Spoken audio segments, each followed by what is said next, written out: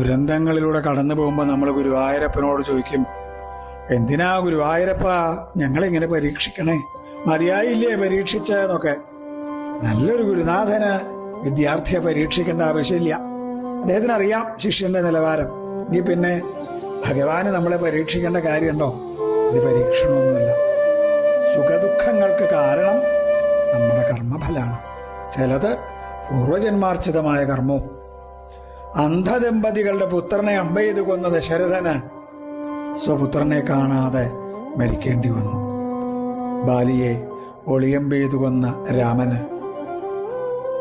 കൃഷ്ണാവതാരത്തിൽ ഒരു കാട്ടാളന്റെ അമ്പേൽക്കേണ്ടതായി വന്നു. സത്കർമ്മങ്ങളിലൂടെയും തിരുനാമജപത്തിലൂടെയും ദുഷ്കർമ്മഫലത്തിന്റെ ശക്തി കുറയ്ക്കുക. ചെയ്യണതെല്ലാം ഭഗവാന്റെ പൂജയാണെന്ന് വിചാരിക്കുക. സർവം കൃഷ്ണനിൽ സമർപ്പിക്കുക. സർവം